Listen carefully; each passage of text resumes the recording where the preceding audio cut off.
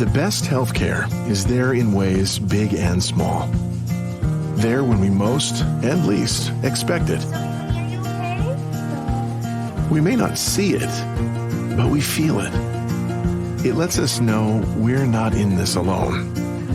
Everyone deserves a healthcare partner who never quits. One who's there for what matters. United Healthcare. There for what matters.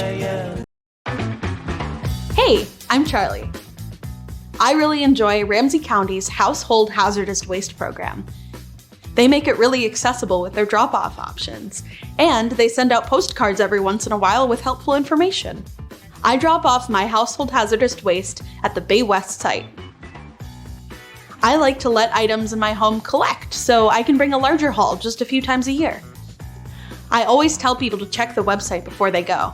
Chances are you haven't thought of all of the items that you can recycle, like batteries. When I recycle, I feel like I'm doing my part to minimize my carbon footprint, and it's easy and accessible to do so.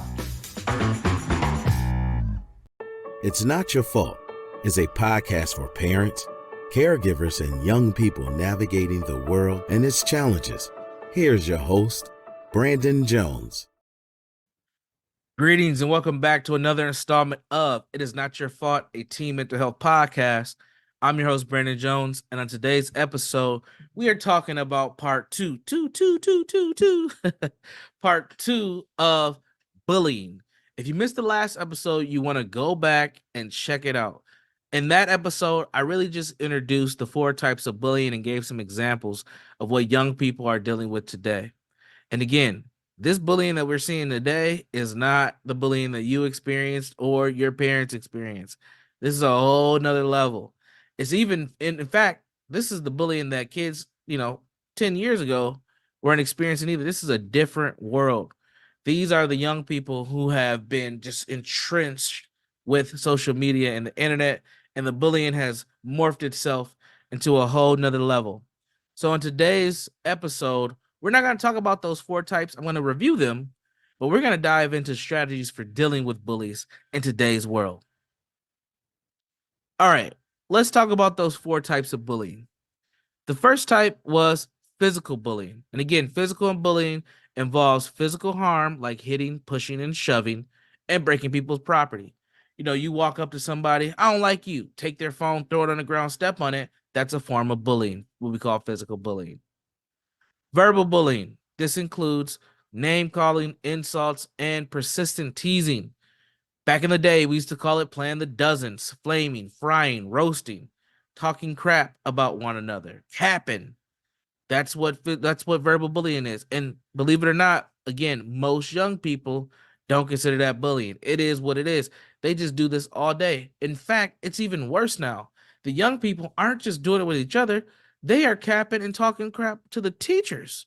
And guess what? The teachers are doing it back to them. It's on TikTok. Don't believe me?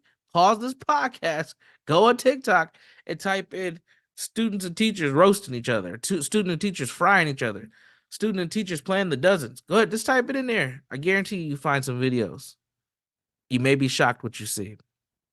Another type of bullying is social bullying, which is often subtle and involves spreading rumors, excluding others from groups, and other relational tactics to isolate someone. Again, this is one of those ones that is usually combined with another type of bullying, but people start to segment themselves and silo themselves into groups, and then they push people out. This is typically seen in that middle school years and also in the high school years. Adults do it too, unfortunately, but we're talking about young people today.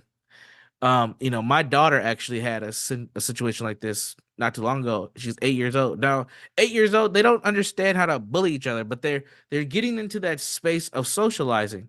So she literally was kicked out of her friend group, complained about it for 2 days, joined the friend group back, and kicked out the girl who was like the main driver who kicked her out.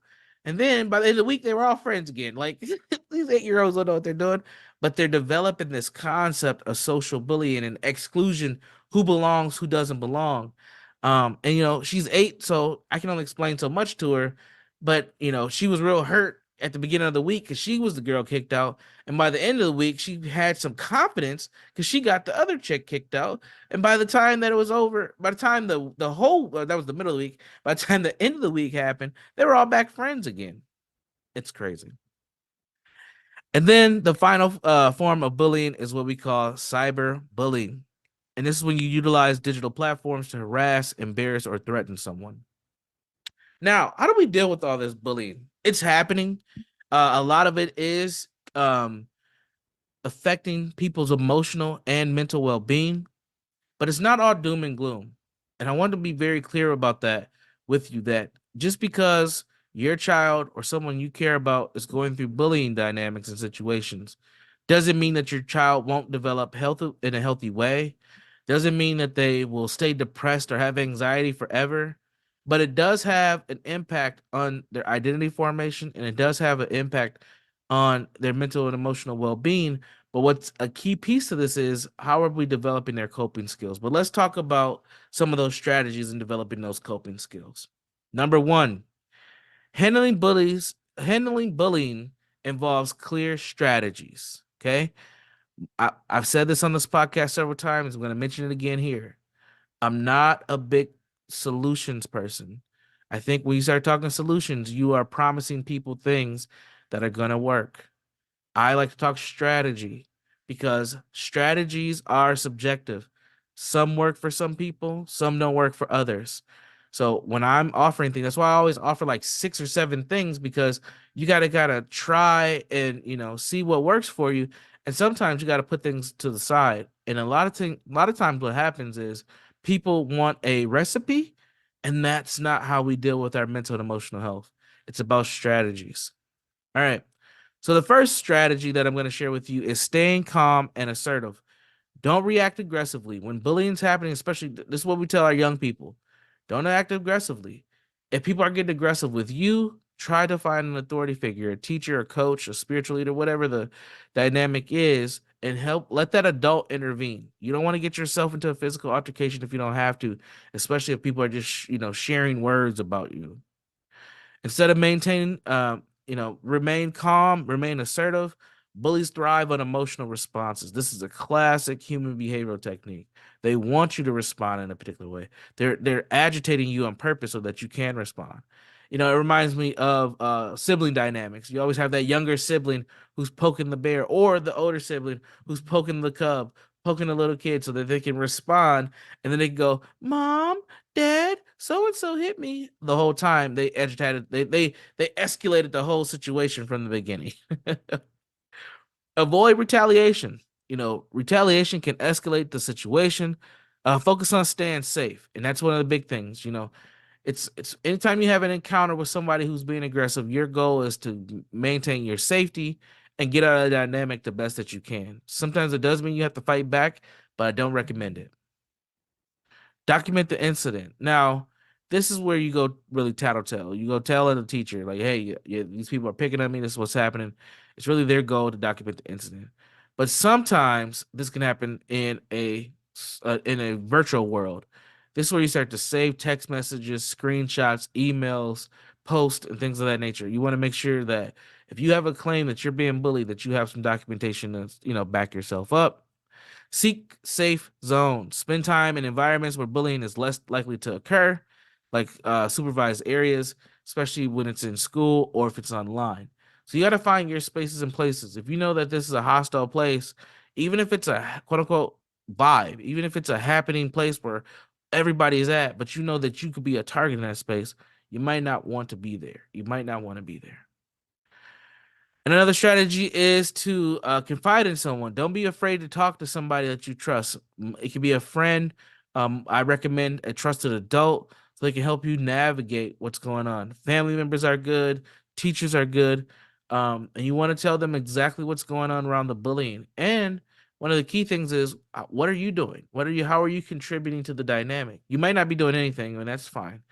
But if you've done something, if that bully is targeting you for a reason, don't be afraid to admit what that reason is. All right, so seeking help. One last thing to cover before we wrap up today's podcast. Talk to school officials, teachers, administrators, deans. They can usually intervene. They should typically intervene and set preventative measures against the bullying. Sometimes this can escalate bullying. Let's be honest. Oh, you told on me, you a rat, you a snitch. People say those types of things, but you have to be able to build enough strength to withstand those things that are being said, because that's just an extension of the bullying when you're trying to get it stopped. Consult with the counselor, talk to a professional, talk to one of those trusted adults in your school, let them know what's happening so they can help you strategize what's going on and help you manage some of that stress and anxiety. Use helplines and other resources. There are tons of text lines to help people navigate bullying. Don't sit isolated. Don't be alone. A lot of young people who deal with bullies, they don't tell anyone. They just deal with it on their own. They bottle it up, and unfortunately, they unravel later on. So you want to take the best care of yourself. Talk to someone, reach out, text an anonymous line. They're all out there. All you gotta do is Google them. Bullying is a serious part of today's youth culture, and I want to make sure that no young people find themselves in a space where they want to end their life or self-harm or completely isolate themselves from others because bullying has taken place. So in conclusion, recognizing the signs of bullying and knowing how to respond are essential in creating safer environments for all teens. By staying informed and proactive, individuals can mitigate the harm impacts of bullying and support those in need. This conversation needs to be had amongst young people themselves, amongst adults, and amongst the folks who care. So hopefully part 1, which you should go check out if you haven't, and this part 2 were helpful. Again, this is an issue that I probably will come back and talk about in a few more weeks or months, and probably focus on specifics as well. And with that, we're going to wrap up today's podcast. Again, I am Brandon Jones, host of It Is Not Your Fault, a teen mental health podcast. You can check us out in 3 locations. The first is on our Facebook group, where we share articles like the one I wrote about bullying and other helpful resources. All you have to do is put It Is Not Your Fault podcast in a search engine, and you'll find us there. Feel free to give us a like and follow. You can reach me directly at my own personal website, www.jegna.org, jegna.org, where you can reach out to me and ask me any questions directly. And then lastly, if you like the content and you want to see other voices and hear other people who have some quality, good information for you, check us out at ShalettaMakesMeLaugh.com. Again, that's ShalettaMakesMeLaugh.com, where you can find myself and other awesome podcasters who are doing great quality work in our community. Now, that's it for today. Make sure you stay safe, stay constructive, and stay well. And we'll see you next time. Peace. To check out previous episodes of It's Not Your Fault, or to learn more about Brandon Jones, log on to ShalettaMakesMeLaugh.com. It's not just another day in your life. Things are changing for the better. At Comcast, we see those changes, and we're thinking about how we use technology today to live, work, learn, and play. And we're building for the future now, so we're better prepared for the wants and needs of tomorrow. That's why Comcast is rolling out multi-gig internet speeds to more than 50 million homes and businesses before the end of 2025, making our already industry-leading network even faster, smarter, greener, and more reliable. Over the decades, Comcast has been your partner, working hard to serve your community, and will continue to be your partner. We're expanding our gigabits so you can enjoy the tiny bits that matter most.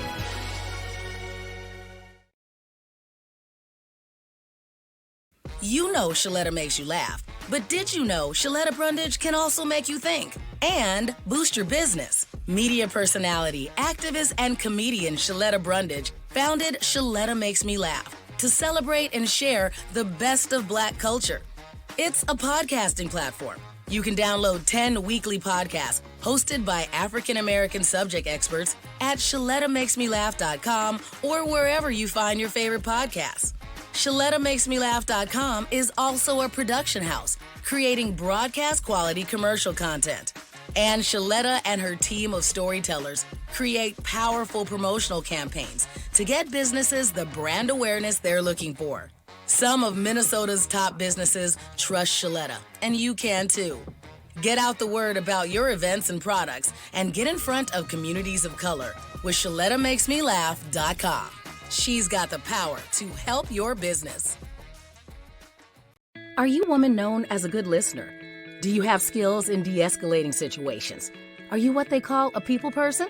Then the Minneapolis Police Department would like to meet you. Now in a rebuilding phase, the Minneapolis Police Department is recruiting more women to wear the badge. The department offers career options for women with a high school diploma or GED. There are also opportunities for women with 2- and 4-year degrees who are ready to apply their skills in new ways. Police work makes a great second career for social workers, teachers, nurses. Women in their 30s and 40s are welcome to apply. There's no age cap. You'll be paid while you train and mentored by veteran women officers invested in your success. Minneapolis also welcomes current police officers to join the state's largest department. Make a difference on the streets, working in your community, in a career with competitive salaries and generous benefits. Go to minneapolismn.gov and search police jobs to find out more. Here's a reminder. COVID-19 is a disease caused by coronavirus germs that pass easily from one person to another. Symptoms may show up 2 days or 2 weeks after you are already around someone with COVID-19. COVID-19 affects the nose and throat and sometimes affects the lungs, making it hard to breathe normally. Symptoms of COVID-19 can include fever, chills, cough, headache, muscle pain, sore throat, fatigue, or loss of taste or smell. Stomach symptoms like nausea, vomiting, or diarrhea can occur, but are less common. And some people with COVID-19 will not have any symptoms. Even after recovering from COVID-19, fatigue, cough, or joint pain continues for some people. If you have symptoms, get tested. Talk to your healthcare provider with questions or concerns about symptoms. And remember, getting vaccinated is one of the best things you can do to protect yourself from COVID-19. Are you getting older and feeling concerned about staying safely in your own home? Or maybe it's your folks you're worried about. I get it. It's not easy getting older, especially when the house is starting to show its age too. There is help available. Individuals want to maintain and stay in their own homes for as long as they can. In Rebuilding Together Minnesota, we provide the opportunity, we provide the programs for them to do that. Rebuilding Together Minnesota has been helping eligible older Minnesotans and those with disabilities stay safe and healthy for more than 20 years. Our central AC unit was non-functional. We had plugged a portable unit into the living room. What ended up happening was our electrical outlet melted, and it was getting to be 90 degrees in here. Meyer was told about Rebuilding Together Minnesota by his daughter. She said, well, Daddy, you need to sign up. I said, do I qualify? She said, well, you're a disabled veteran, you qualify. So we provided a new air conditioning unit for the homeowner and also new electrical service, all through this veterans program that we have. Thanks to Tom and Rebuilding Together Minnesota, we're able to maybe go out and get a hamburger every now and then. To find out if you qualify, go to rtmn.org. That's RTMN for Rebuilding Together Minnesota. Or if it's easier, call 651-776-4273 and tell your friends. Trust me, this is news they can use. If you live in an older home, it may contain lead-based paint on walls, woodwork, and windows. Even more bad news, lead exposure can be dangerous to young children and impact their brain development. And now, the good news. Hennepin County will fix lead hazards in your home at no cost to you. We were worried because of the paint in the windows in the bedroom. They were peeling and chipping, and we know that when paint peels and chips, and it looks a certain way, that's possibly lead. We were worried for our children more so than anything. Eligible homes can qualify for up to $15,000 in upgrades. You may even qualify for new energy-efficient windows. Don't worry, Hennepin County has a trusted list of pre-approved contractors.